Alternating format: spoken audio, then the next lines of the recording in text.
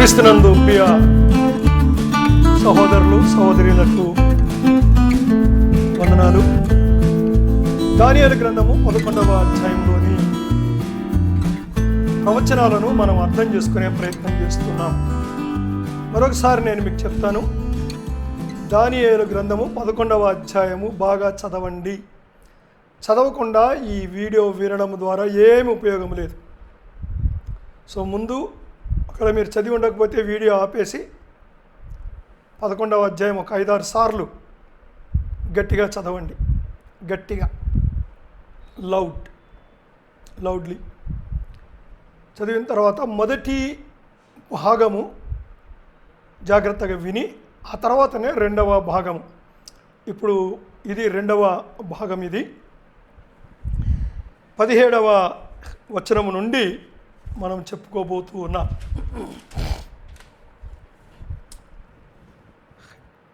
Syria రాజులకు Ptolemy రాజులకు సుమారుగా 6 యుద్ధాలు జరుగుతాయి.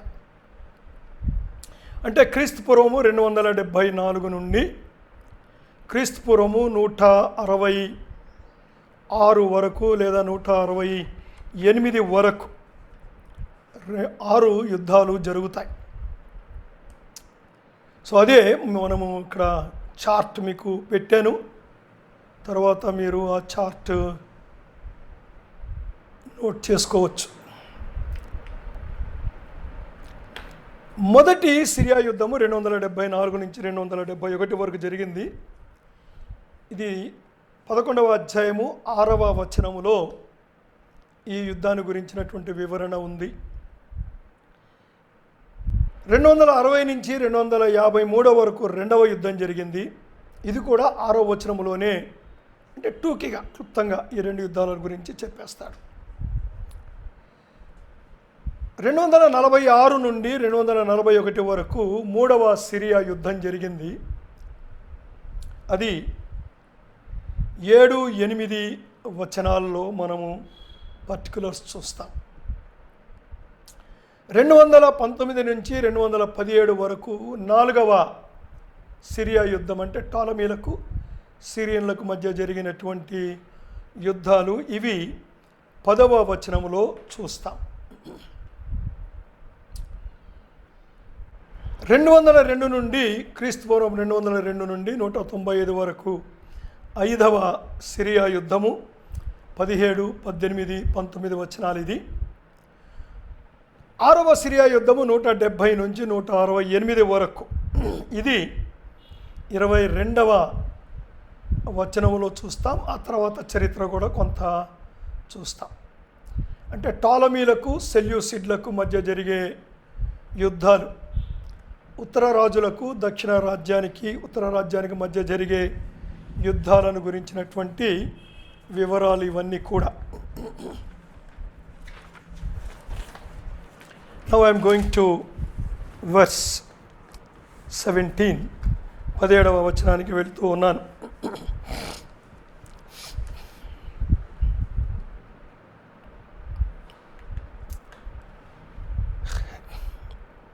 అతడు తన రాజ్యం యొక్క సమస్త బలమును కూర్చుకొని, సో ఇక్కడ అతడు అంటే 3వ మహా యాంటియోకస్ రావాలని ఉద్దేశింపగా అతనితో సంధి చేయబడును. ఏమనగా నశింప చేయవచ్చునని ఒక కుమార్తెను అతనికి ఇచ్చెదరు. అయితే ఆమె సమ్మతింపక అతనిని కలుసుకొనదు. సో ఇక్కడ ఒక సంధి చెయ్యబడింది. మనము 15వ వచనంలో చూశాం.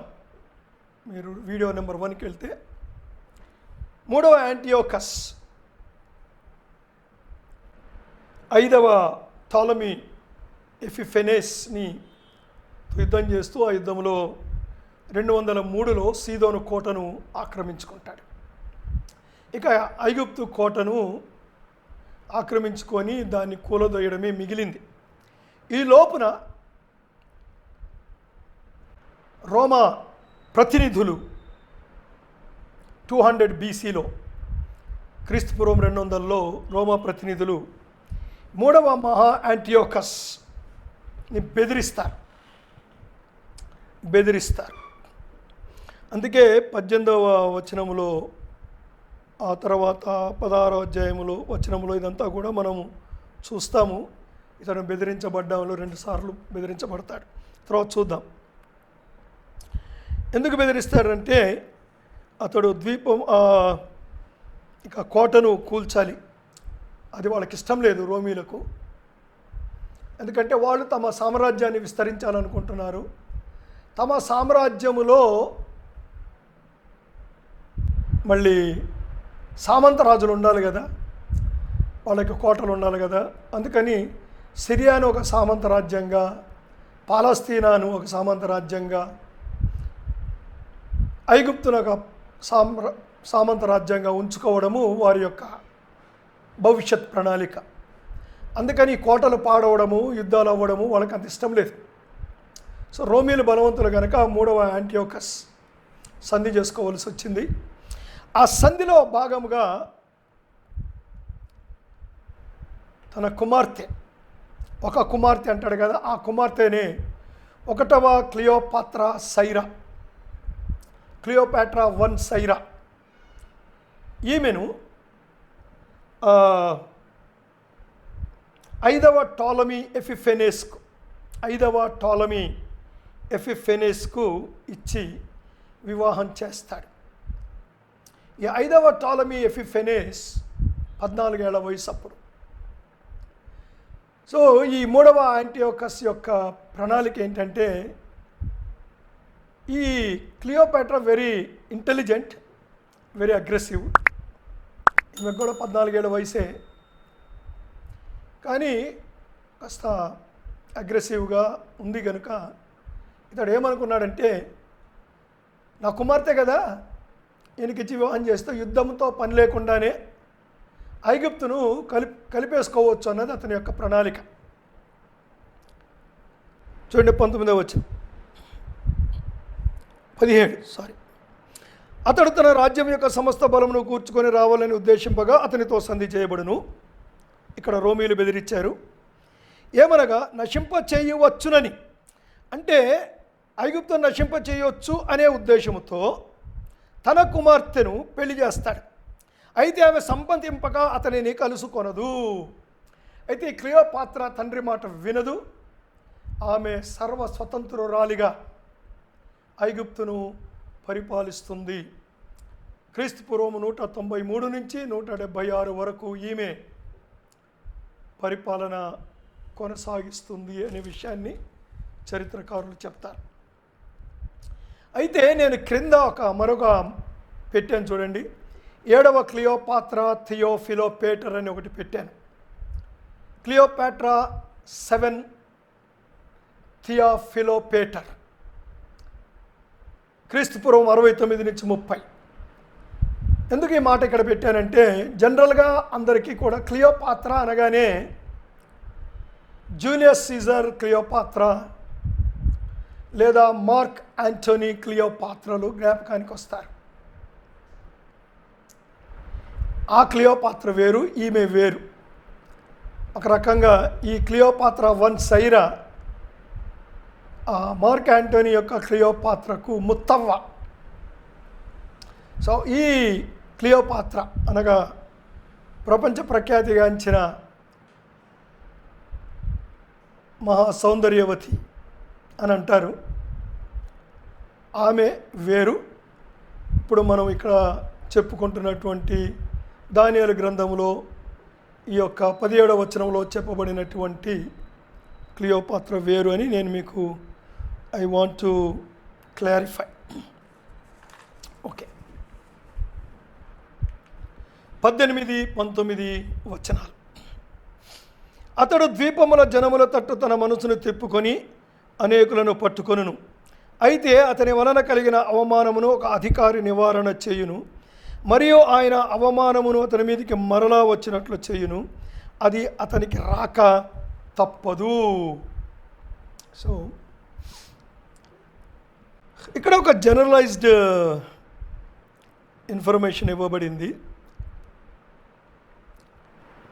అతడు ద్వీపముల తట్టు తన మనసు తిప్పుకొని, అంటే ఇక్కడ ఐగుప్తులో మరి సంధి అయిపోయింది కదా, ఐగుప్తు మీదకి వెళ్ళకూడదు, రాజ్యాకాంక్ష ఈ యొక్క యాంటియోకస్కున్నది. కాబట్టి ఇతడు ఏం చేస్తాడంటే ద్వీపంలో తట్టు అంటే ఆసియా మైనర్ వైపు యుద్ధాన్ని నడిపిస్తాడు, సైన్యాన్ని నడిపిస్తాడు. ఈ యుద్ధంలో 197లో క్రీస్తు పూర్వము గ్రీస్ను దండెత్తుతాడు. అప్పుడు అతనికి ఒక అవమానం కలుగుతుంది, లేదా అంటే ఇతని వలన ఆసియా మైనర్ వైపు అవమానం జరుగుతుంది కనుక ఒక అధికారి వచ్చి ఆ అవమానాన్ని నివారణ చేస్తాడు. అంటే ఆ యుద్ధాన్ని ఆపించి ఇతడు వెనక్కి వచ్చేటట్టు చేస్తాడు. సో ఇది సెకండ్ ఇన్స్టెన్స్. ఆల్రెడీ ఇంతకుముందు ఒకటి జరిగింది, అప్పుడు ఐగుప్తు సంధి చేసుకున్నాడు, ఇప్పుడు మళ్ళీ అవమానం జరుగుతుంది ఈసారికి. అందుకే చూడండి, అందుకే ఇక్కడ అంటాడు ఒక అధికారి నివారణ చేయును, మరియు ఆయన అవమానం అతని మీదకి మరలా వచ్చినట్లు చేయును, అది రాక తప్పదు.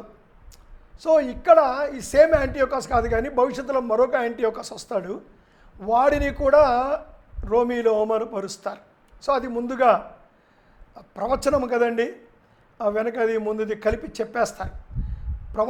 అంటే పాత నిబంధన ప్రవక్తల ప్రవచనాలు చెప్పేటప్పుడు వారు చెప్పే ప్రవచనాల్లో మధ్య మధ్యలో ఉన్న గ్యాప్స్ వాళ్ళు గుర్తించలేదు, చెప్పుకుంటూ వెళ్ళిపోయారు. ఆ గ్యాప్స్ని మనం గుర్తించాలి. ఎందుకంటే జరిగిపోయిన చరిత్ర కాబట్టి చరిత్ర మీద ఆధారపడి చూస్తే ఆ గ్యాప్స్ని మనము గుర్తించగలం. సో ఇక్కడ జరిగింది ఒక అధికారి. ఈ అధికారి ఎవరంటే రోమా సైన్యాధికారి కొర్నేలియస్ స్కిపియో. ఈ రోమా అధికారి వచ్చి 188లో ఈ యాంటియోకస్ వెనక్కు మళ్ళేటట్టు చేస్తాడు. సో అలెగ్జాండర్ యొక్క పాత సామ్రాజ్యాన్ని తన సిరియాలో కలుపుకోవాలనుకున్న ఆశలు వమ్మైపోయి వెనక్కి తిరిగి వచ్చేస్తాడు. ఇప్పుడు 20వ వచనం, అతనికి మారుగా మరి ఒకడు లేచి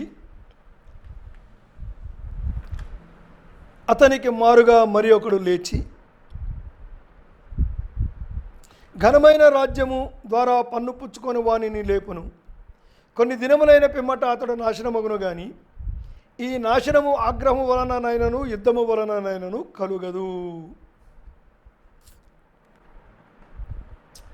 సో అతడు సెల్యూకస్ ఫిలోపేటర్ క్రీస్తుపూర్వం 187 నుంచి 176 మధ్యలో ఉన్నాడు. సో ఈ 4వ సెల్యూకస్ ఫిలోపేటర్ రోమ్కు పన్ను కట్టాల్సి వచ్చింది. సో ఈ పన్ను వసూలు చేయడానికి, అందుకే ఇక్కడ పన్ను పుచ్చుకునేవాడు హిలియోడోరస్ అనేవాడిని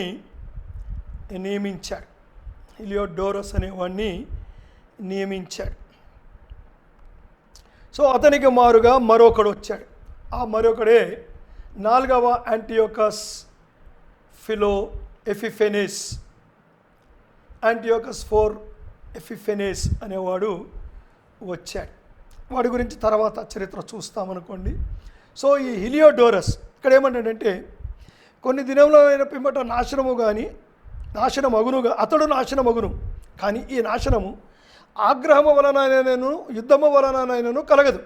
అంటే ఈ 4వ సెల్యూకస్ ఫిలోపేటర్ చచ్చిపోతాడు, నాశనం వస్తుంది. ఎలా వచ్చింది అన్నది తెలియదు. యుద్ధం ద్వారా రాలేదు, యుద్ధంలో చనిపోలేదు, విచిత్రంగా చచ్చిపోతాడు. చరిత్రకారులు ఏమిటంటే ఇతన్ని ఆ తర్వాత మనం నీచుడని చదువుతాం, చరిత్రలోనికి వెళ్దాం. ఈ హిలియోడోరసే విషమిచ్చి ఇతనిని చంపేస్తాడు.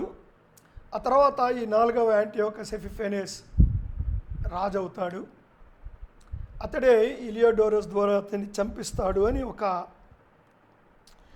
ఆలోచన చరిత్రకారుల్లో ఉంది. చూడండి, ఈ రాజుల చరిత్రలు ఎలా ఉంటాయంటే ఎవడిని ఎందుకు చంపాడో, ఎవరితో చంపించాడో పేర్లు బయటికి రావండి. ఎవడి మీదనో ఆ నేరం పడుతుంది, నేరాలు రుజువైపోతాయి.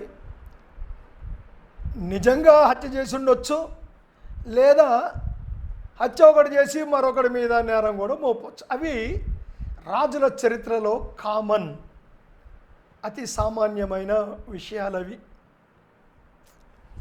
ఇలాంటివి మనము పర్షియన్ రాజుల చరిత్రలోనూ ఉన్నాయి, గ్రీక్ రాజుల చరిత్రలోనూ ఉన్నాయి, ఇస్రాయేలు రాజుల చరిత్రలోనూ ఉన్నాయి,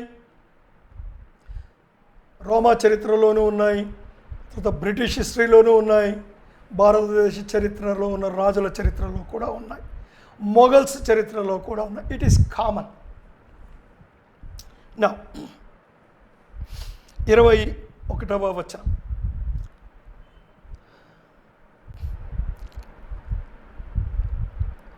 అతనికి బదులుగా నీచుడగు ఒకడు వచ్చును, అతనికి రాజ్య గణిత ఇయ్యరు గాని నెమ్మది కాలమందు అతడు వచ్చి ఇచ్చకపు మాటల చేత రాజ్యమును అపహరించును. నీచుడు వచ్చాడు. ఎవరి నీచుడు అంటే అతడే సిరియా రాజైన 4వ యాంటియోకస్ ఎపిఫెనేస్. యాంటియోకస్ 4 ఎపిఫెనేస్. ఎపిఫెనేస్ అన్న మాటకు అర్థం ఏమిటంటే ఘనత గల, మహిమ గల అని అర్థం అండి. సో ఇతడు ఎపిఫెనేస్ అనే మాట తగిలించుకున్నాడు, నేను ఘనమైన వాడిని, మహిమ గలవాడిని అని. సో సిరియా రాజు, 4వ సిరియా రాజు ఇతడు. అంటే సిరియా రాజు 4వ యాంటియోకస్ ఎపిఫెనేస్, యాంటియోకస్ 4 ఎపిఫెనేస్. ఇతడు 175 నుంచి 164 మధ్యలో పరిపాలిస్తాడు. కానీ ఇక్కడ ఏం రాయబడింది చూశారా? అతనికి రాజ్యఘనత ఇయ్యరు కానీ నెమ్మది కాలమందు స్లోగా కుట్రలు చేసి ఇచ్చకపు మాటలు అంటే కుట్రలు చేసి రాజ్యాన్ని అపహరిస్తాడు. అంటే ఎవరికో చెందవలసిన రాజ్యాన్ని అపహరిస్తాడు. ఎలాగా అన్నది చూద్దాం. ఇతడు ఎవరు? ఇతడు 4వ సెల్యూకస్ ఫిలోపేటర్కి సోదరుడు. 4వ సెల్యూకస్ ఫిలోపేటర్ అంటే మనం ఇక్కడ చూసామా, అతడు మరి ఒకడు లేచి అని. సో 3వ యాంటియోకస్ కుమారుడు 4వ సెల్యూకస్ ఫిలోపేటర్. సో ఈ 4వ సెల్యూకస్ ఫిలోపేటర్కి ఇతడు సోదరుడు కనుక 3వ యాంటియోకస్ కుమారుడు రాజు అవ్వాలి, కానీ ఇతడు ఆ రాజ్యాన్ని కూలగొట్టి ఇతడు రాజు అవుతాడు. అంటే తన సోదరుడి కుమారుడికి బదులుగా ఇతడు రాజు అవడానికి ప్రణాళికలు చేస్తాడు. అదే మనము చదువుతాం. ఇతడు రాజ్యమును అపహరించును. ఏంటి ఆ రాజ్యాన్ని అపహరించడం? సో ఈ 4వ సెల్యూకస్ ఫిలోపేటర్కి 4 కుమారులు ఉన్నారు. ఒక కుమారుడు పేరు డెమెట్రియస్. ఇతడు రోమీల దగ్గర బందీగా ఉన్నాడు. కొన్ని కారణాలను బట్టి ఇతడు రోమీలు ఇతన్ని బంధించారు. సో ఈ డెమెట్రియస్ రాజయ్యే అవకాశం లేదు.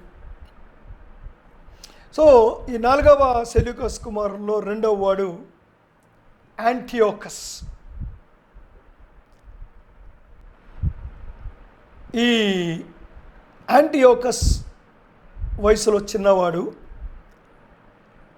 ఇతన్ని ఆండ్రోనికస్ అనేవాడు హత్య చేస్తాడు. ఈ చెప్పుకున్నాం చూశారండి, యాంటియోకస్ ఎపిఫెనేస్ 4వ నీచుడు. చరిత్రకారులు ఇతన్ని నీచుడు అన్నారు. బైబిల్ కూడా నీచుడు అని చెప్తుంది. చరిత్రకారులు ఇతన్ని ఏమని పిలిచారంటే, ఇతడు యాంటియోకస్ ఎపిఫెనేస్ అని పేరు పెట్టుకుంటే ఇతన్ని ఏమని పిలిచారంటే యాంటియోకస్ ఎపిమెనేస్ అన్నారు. మెనేజ్ ఇంగ్లీష్ మాట ఒకటి ఉంది, అల్లరి చేసేవాడు, గందరగోళం చేసేవాడని. ఎఫిమెనేజ్ అన్నారు, అంటే పిచ్చోడు అని అన్నారు ఇతన్ని. ఇతడేమో ఎఫిఫెనేజ్ అని పేరు పెట్టుకుంటే చరిత్రకారులు ఇతని ఎపిమెనేజ్ అన్నారు. సో యాంటియోకస్ ఫోర్ ఎపిమెనేజ్ నీచుడు. ఇతని అసలు పేరు Antiochus four Epiphanes, for your information. So ఇతడు రాజ్యాన్ని అపహరించాడు. సో ఈ 4వ సెల్యూకస్ కుమారుడు డెమెట్రియస్ తన తండ్రికి బదులుగా రాజు అవ్వాలి, కానీ రోమా సామ్రాజ్యంలో లేదా రోమీల దగ్గర బందీగా ఉండడంలో ఇతడు రాజు అవ్వలేకపోయాడు. అయితే 4వ సెల్యూకస్కి మరొక కుమారుడు ఉన్నాడు, అతడి పేరే యాంటియోకస్. సో ఈ యాంటియోకస్ అనేవాడు పసివాడు. కాబట్టి ఈ 4వ యాంటియోకస్ ఎపిఫెనేజ్ ఏం చేస్తాడంటే తనను తాను ఈ పసివాడైనటువంటి యాంటియోకస్కు గార్డియన్గా, సంరక్షకుడిగా ప్రకటించుకుంటాడు. ఈ యాంటియోకస్ ఈ టైంలో ఎక్కడున్నాడంటే ఏథెన్స్లో ఉన్నాడు. సో అంటే సిరియా నుంచి ఏథెన్స్కి వెళ్ళాడు. ఏథెన్స్లో ఇతడు హిలియోడోరస్ చేత హత్య చేయబడతాడు. ఆండ్రియోకస్ చేత. కొంత మళ్ళీ మీకు జ్ఞాపకం చేస్తాను, పేర్లు కొద్దిగా కన్ఫ్యూజింగ్గా ఉన్నాయి, గమనించండి. 4వ సెల్యూకస్ని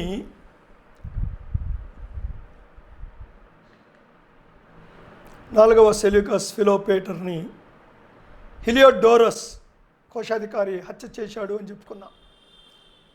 ఈ హత్య జరిగినప్పుడు ఈ యాంటియోకస్ అంటే చిన్నవాడు, చిన్న కుమారుడు ఏథెన్స్లో ఉన్నాడు. కాబట్టి ఈ సోదరుడు 4వ యాంటియోకస్ ఎపిఫెనేస్ వీడు నీచుడు సంరక్షకునిగా సిరియాకి వెళ్తాడు. సో ఈ చిన్న యాంటియోకస్ ఆండ్రోనికస్ చేత హత్య చేయబడతాడు. బహుశా ఈ హత్య ఈ 4వ యాంటియోకస్ ఎపిఫెనేజే చేయించుంటాడు అని చరిత్రకారుల యొక్క అభిప్రాయం. విచిత్రం ఏంటంటే, విచిత్రం ఏముందిలేండి, ఇలాగే జరుగుతుంది చరిత్రలో. ఈ ఆండ్రోనికస్ యాంటియోకస్ని హత్య చేశాడు అని అభియోగం మోపి ఈ 4వ యాంటియోకస్ ఎపిఫెనేస్ హత్య చేయించింది వీడే, ఆండ్రోనికస్ని హత్యా నేరం కింద చంపేస్తాడు. మరి వీళ్ళ సోదరుడు ఉన్నాడు కదా 4వ సెల్యూకస్, అతన్ని హత్య చేసిన వాడు ఉన్నాడు కదా ఏమండి హిలియోడోరస్, వీడు అదృశ్యమైపోతాడు. వీడికి ఏమైందో తెలియదు, బహుశా చంపబడి ఉండవచ్చునని అనుకుంటున్నారు. అదృశ్యుడైపోతాడు. సో ఇప్పుడు ఇతడికి అడ్డమంతా తొలగిపోయింది. అదే ఇచ్చకపు మాటలు, కుట్రలు చేసి సింహాసనం ఎక్కుతాడు. అదండి, అందుకే 21లో చదువుతున్నాం, ఇచ్చకపు మాటల చేత రాజ్యమును అపహరించుకొనును. అయినప్పటికీ కూడా రోమీల చేత ఇతడు సదా అవమానించబడుతూనే ఉంటాడు. అవమానించబడినప్పుడంతా కూడా పాలస్తీనా మీదకి వెళ్ళడము, యెరూషలేమును నాశనం చేయడము, ధ్వంసం చేయడము, యూదుల్ని చంపడము. అందుకే ఇతన్ని పిచ్చోడు అన్నారు, ఎఫిమెనేజ్ అని చరిత్రకారులు అన్నారు. Now let us read 22 to 24 verses. ప్రవాహము వంటి బలము అతని ఎదుట నుండి వారిని కొట్టుకొని పోవటం వలన వారు నాశనమగును. సంధి చేసిన అధిపతి సహా నాశనమగును. సో ప్రవాహము వంటి బలము అంటే యుద్ధాలు అంటే this is almost the 6th war, 6వ యుద్ధాలు 170 నుంచి 168 మధ్యలో జరుగుతున్నటువంటి యుద్ధాలు, లేదా 5వ యుద్ధం కూడా ఇందులో కలిపి చెప్పుకోవచ్చు, సిరియా యుద్ధాలు. సో ఇక్కడ ఐగుప్తుకు సిరియాకు మధ్య యుద్ధాలు జరుగుతూ ఉన్నాయి. చూడండి, సంధి చేసిన అధిపతి సహా నాశనమగును 22వ వచనంలో. ఎవరు సంధి చేశారు అంటే, అప్పుడు యూదులకు ప్రధాన యాజకుడుగా ఉన్నటువంటి 3వ ఓనియస్ ఈ యొక్క 4వ యాంటియోకస్ ఎపిఫెనేస్కి కాస్త దగ్గరగా ఉంటాడు. సో ఇతడు ఈ 3వ ఓనియస్ అనేవాడు ప్రధాన యాజకుడు. ఐగుప్తుకి ఇతనికి మధ్య సంధి కుదురుస్తాడు. ప్రధాన యాజకుడు కదా, కథ సంధి చేస్తాడు. కానీ 172లో ఇతడు కూడా చనిపోతాడు, చంపబడతాడు. సో 170లో ఐగుప్తును ఓడిస్తాడు. 174లో ఐగుప్తును హత్య చేస్తాడు, ఓడిస్తాడు. 172లో ప్రధాన యాజకుడు ఓనియస్ని హత్య చేస్తాడు, హెల్ప్ తీసుకుంటాడు, హత్య చేస్తాడు. 25 నుంచి 27 వచనాలు. అతడు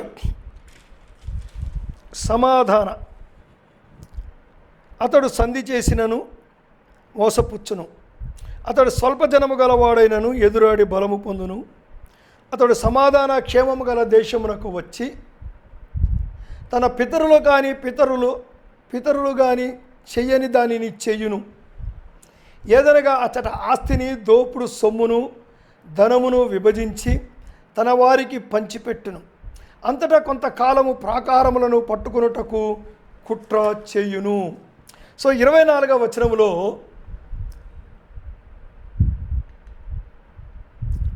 కొద్దిగా మళ్ళీ వెనక్కి వెళ్తున్నాను. ఇతడు తన పితరులు చెయ్యనిది చేస్తాడంటే ఏం చేస్తాడంటే, ఇతడు దోచుకున్న సొమ్మును ప్రజలకు పంచిపెడతాడండి.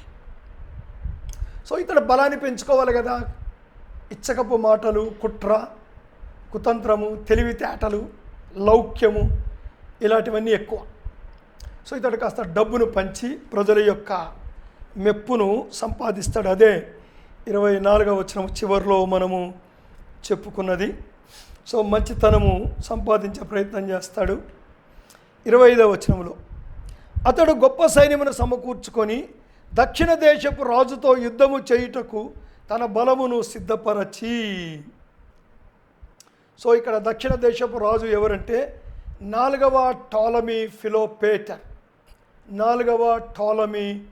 ఫిలోపేటర్. ఇవి 6వ సిరియా యుద్ధాలు. సో యుద్ధానికి వెళ్తాడు. 26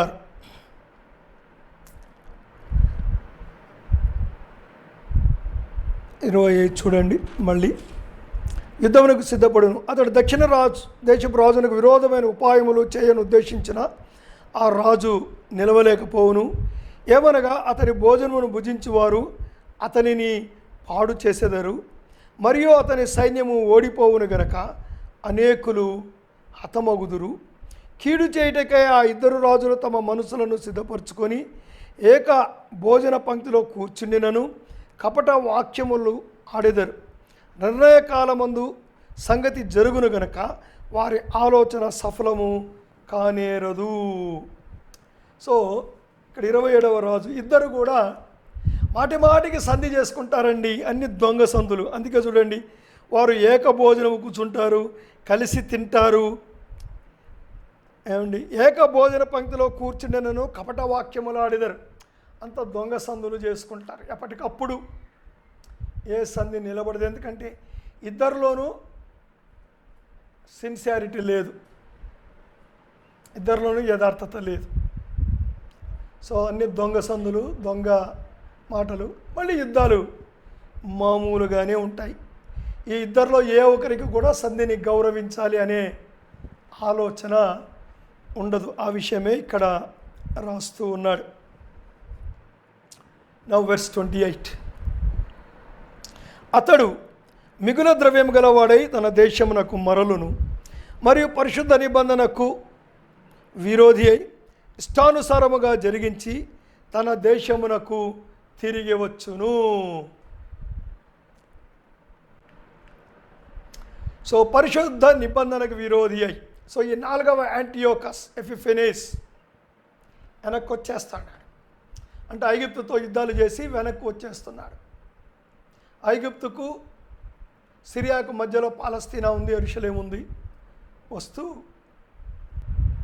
160లో దేవాలయాన్ని అపవిత్రపరుస్తాడు. 29 వచనాలు. నిర్ణయ కాలమందు మరలి దక్షిణ దిక్కునకు వచ్చును, కానీ మొదట ఉన్నట్టుగా కడపట ఉండదు. సో నిర్ణయ కాలము, మళ్ళీ యుద్ధానికి వస్తాడు.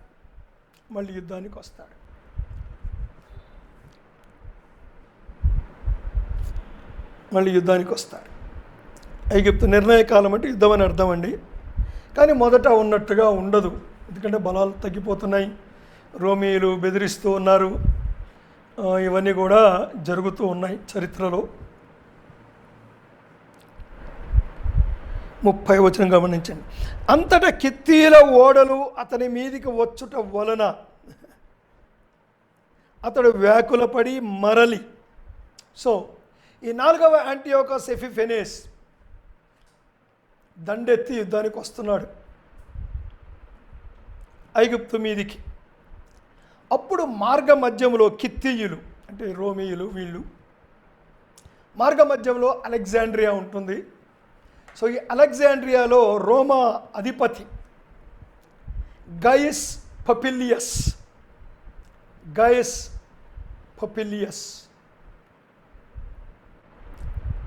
ఇతను ఆపుతాడు. ఎవరు? ఈ ఎపిఫెనేజ్ని, అదే చరిత్రకారులు ఎపిమెనేజ్ అంటున్నారు కదా, ఆ ఎపిఫెనేజ్ని, పిచ్చోడు, నీచుడు. ఆ మాట ఎందుకు అంటున్నామంటే ఇతడు క్రీస్తు విరోధికి గుర్తుగా ఉన్నాడు కనుక. సో ఈ రోమా సైన్యాధిపతి, అతని పేరు గయస్ పపిలియస్. రోమా సైన్యాధిపతి పేరు గయస్ పపిలియస్. ఇతడు ఏం చేస్తాడంటే ఇతన్ని ఆపి గో బ్యాక్, వెనక్కు వెళ్ళు అంటాడు. ఎంత అవమానపరుస్తాడంటే ఇతడిని నిలబెట్టి వీడి చుట్టూ ఒక గీత గీస్తాడు. ఒక గీత గీసి, నువ్వు ఈ చుట్టూ గీత గీశాను కదా, ఒక వృత్తాన్ని గీశాను కదా, ఒక సర్కిల్, నీవు నీ కాలు తీసి బయట పెట్టాలి అంటే ఇంకొక రకంగా, నువ్వు ఇప్పుడు ఈ వృత్తము దాటి బయటికి వచ్చే లోపున నీ రాజ్యాన్ని రోమా ప్రభుత్వానికి సరెండర్ చేయి అని ఆజ్ఞాపిస్తాడు. So he was very bitterly insulted. చాలా దారుణంగా ఈ గయస్ పపిలియస్ చేత, రోమా సైన్యాధిపతి చేత అవమానించబడతాడు. అందుకనే వెనక్కు వచ్చేటప్పుడు ఇక ఆ కోపాన్ని, ఆ ఉక్రోషాన్ని పాపం యూదులు ఉన్నారు కదా, వారి మీద చూపిస్తాడు. సో అవమాన భారముతో ఈ యాంటియోకస్ IV ఎపిఫెనేస్ ఐగుప్తుని విడిచి వెళ్తాడు. వెళ్తూ యూదుల మీద తన ప్రతాపాన్ని చూపించి వారిని హింస పెడతాడు. 31, 32 వచనాలు. అతని పక్షమున శూరులు లేచి పరిశుద్ధపు స్థలపు కోటను అపవిత్రపరచి అనుదిన బలి నిలిపివేసి నాశనమును కలుగజేయు హేయమైన వస్తువును నిలబెట్టుదురు. సో ఇది నేను మీకు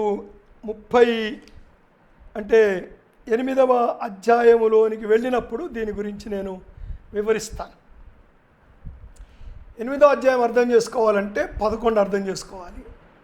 7 అర్థం చేసుకోవాలంటే 8 అర్థం చేసుకోవాలి. 7 అర్థం చేసుకోవాలంటే 2 అర్థం కావాలంటే 7 అర్థం కావాలి. 7 అర్థం కావాలంటే 8 అర్థం కావాలి. 8 అర్థం కావాలంటే 11 అర్థం కావాలి. అందుకని నేను వెనక్కి వెళ్తున్నాను. సో 31, 32 వచనాలు. అతని పక్షమున శూరులు లేచి పరిశుద్ధ స్థలపు కోటను అపవిత్రపరచి అనుదిన బలి నిలిపివేసి నాశనమును కలుగజేయు హేయమైన వస్తువును నిలవబెట్టుదురు. అతడు ఇచ్చకపు మాటలు చెప్పి నిబంధన అతిక్రమించి వారిని వశపరుచుకొనును. అయితే తమ దేవునిని ఎరుగువారు బలము కలిగి గొప్ప కార్యములు చేసెదరు. చూడండి, ఇక్కడ గమనించండి. అతని పక్షమున శూరులు లేచి. సో ఈ యాంటియోకస్ యొక్క శూరులు పాలస్తీనా మీద పోతూ దండెత్తి దాని ఇష్టానుసారంగా జరిగించి పరిశుద్ధ నిబంధనను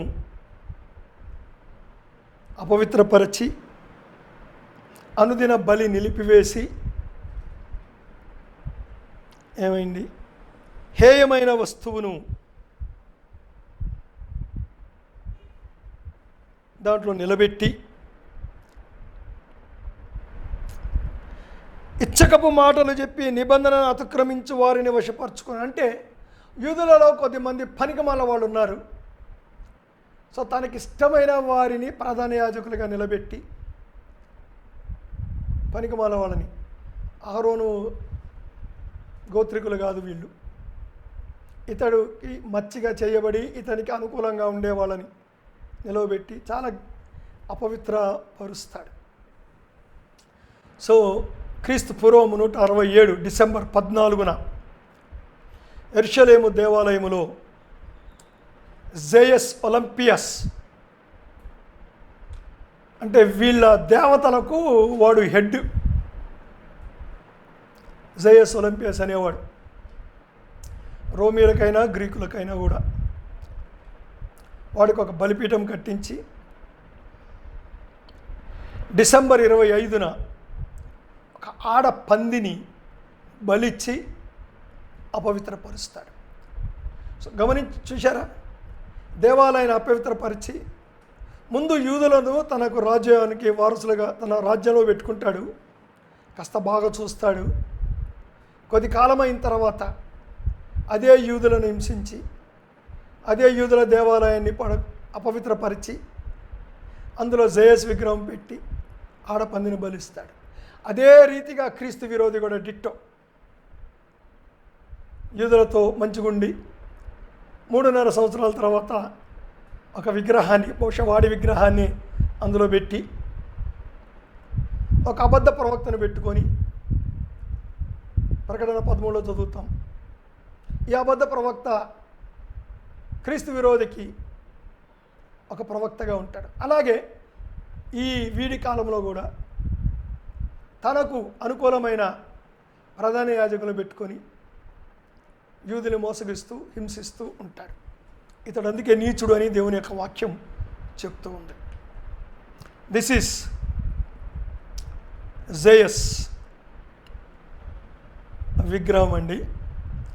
అంటే ఇది రీకన్స్ట్రక్టెడ్ పిక్చర్ అనుకోండి.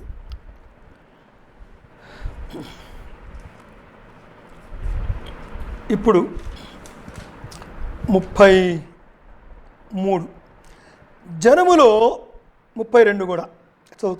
అందుకు అతడు ఇచ్చకపు మాటలు చెప్పి నిబంధనను అతిక్రమించి వారిని వశపరుచుకొనును. బ్రేక్ ఇద్దాం. నెక్స్ట్, అయితే తమ దేవునిని నెరుగువారు బలము కలిగి గొప్ప కార్యములు చేసెదరు. 32b నుండి 35 వచనాలు. అయితే తమ దేవునిని ఎరుగువారు బలము కలిగి గొప్ప కార్యములు చేసెదరు. జనములో బుద్ధిమంతులు అనేకులకు బోధించుదురు గాని వారు బహుదినములు ఖడ్గము వలనను అగ్ని వలనను కృంగి చెరపట్టబడి హింసించబడి దోచబడుదురు. వారు కృంగిపోవు సమయమందు వారికి స్వల్ప సహాయము దొరుకును. అయితే అనేకులు ఇచ్చకపు మాటలు చెప్పి వారిని హత్తుకొందురు గాని నిర్ణయ కాలము ఇంకా రాలేదు గనుక అంత్యకాలము వరకు జనులను పరిశీలించుటకు అపవిత్రపరచుటకును బుద్ధిమంతులలో కొందరు కూలుదురు.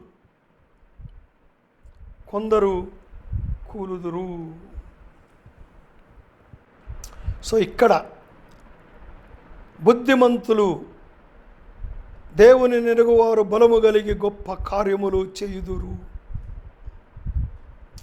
వీరు హింసించబడతారు, కష్టపడతారు. అనేకులు ఇచ్చకపు మాటలు చెప్పి వారిని హత్తుకుంటారు. సో నిర్ణయ కాలము. సో ఇక్కడ 35వ వచనము ఓవర్లాపింగ్. అటు క్రీస్తు విరోధి వాడి యొక్క నిర్ణయ కాలము, అక్కడ నిర్ణయ కాలం, సెకండ్ కమింగ్, యేసు ప్రభు వచ్చి దేవాలయాన్ని శుద్ధి చేస్తాడు. ఇక్కడ ఒక నిర్ణయ కాలం, మక్కాబీయుల యొక్క తిరుగుబాటు.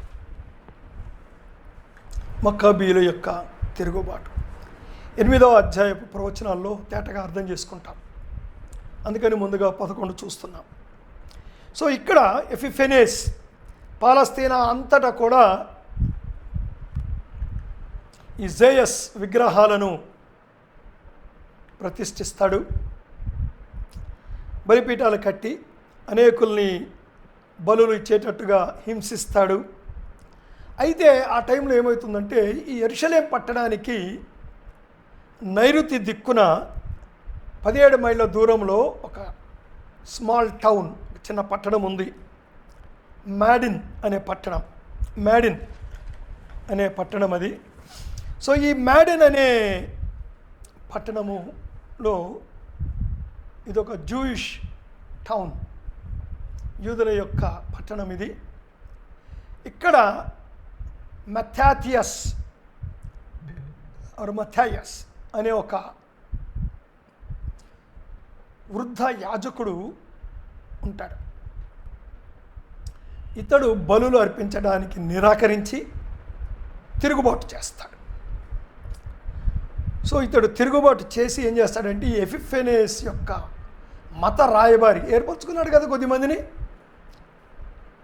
బలులు అర్పించమని బలవంతం చేయడానికి. వాడు వస్తాడు ఈ టౌన్కి. మత్థాయస్ ఈ రాయబారిని చంపేస్తాడు. అక్కడ రివోల్ట్ ప్రారంభమవుతుంది. దీని తర్వాత యూదుల యొక్క సామ్రాజ్యం, అంటే సామ్రాజ్యం వద్దులండి, చిన్న యూదా రాజ్యము ఏర్పడి ఆ తర్వాత వీళ్ళు రోమీల యొక్క సామంత రాజ్యంగా ఉండిపోతుంది. కనుక వాళ్ళ యొక్క సొంత రాజ్యం ఏర్పడిన వరకు దానియేలు ప్రవచించి అక్కడతో ఆపేస్తాడు.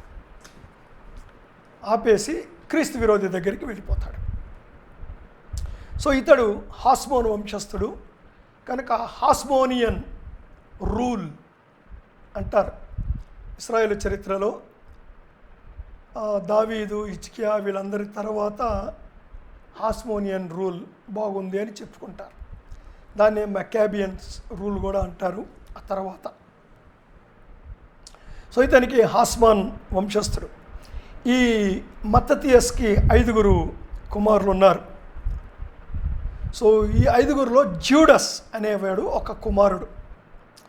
ఇతనికి మక్కాబీ అనే మరొక పేరుంది. సో మక్కాబీ అంటే సుత్తే అని అర్థం, సుత్తే లాంటివాడు.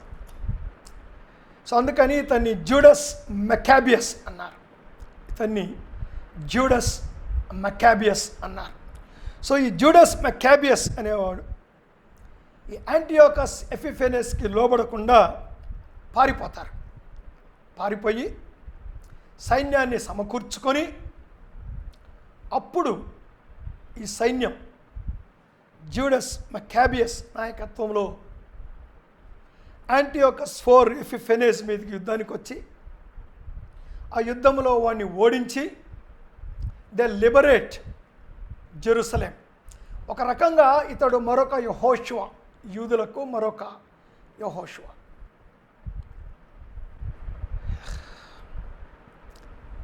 వచ్చి ఎపిఫెనెస్ని ఓడించి 165 క్రీస్తుపూర్వము 165లో డిసెంబర్లో బలిపీఠాన్ని శుద్ధి చేస్తాడు. దానియేలు 8వ అధ్యాయం 9 నుంచి 14వ వచనములో దాన్ని మనం చదువుతాం. సో ఇక్కడ క్రీస్తుపూర్వం 165 వరకు చరిత్ర ముగించాడు. అంటే దానియేలుకు బయలుపరచబడినటువంటి 70 వారాలలో మొదటి 69 వారాలలో 37 వారాల యొక్క చరిత్ర ఇక్కడ చెప్తాడు. మిగిలిన 32 వారాల చరిత్ర ఏమీ చెప్పడు. దానికి ఏమైనా కారణాలు ఉండొచ్చు. వెంటనే 70వ వారానికి షిఫ్ట్ అవుతాడు. అనగా ఈ 35, 36 నుంచి ఇక మిగిలిన వచనాలన్నీ కూడా 45వ వచనం వరకు 70వ వారం యొక్క చరిత్ర. దాన్ని కూడా మనం తర్వాత వీడియోలో చూద్దాం. ఎందుకు ఇలా జరిగింది అని అనుకుంటే బహుశా మనం ఇలా చెప్పొచ్చు. 32b నుంచి 35 వరకు వచ్చు. ఇప్పుడు మనం మక్కాబీల తిరుగుబాటును చూసాం. ఇక్కడికి ఆపుదాం. 3వ వీడియోలో 3వ భాగంలో 36వ వచనం నుండి మిగిలిన 11వ అధ్యాయం వచనాలు, అలాగే 12వ అధ్యాయము మొదటి 2 వచనాలు చూసి 3వ వీడియో చేద్దాం. God bless you.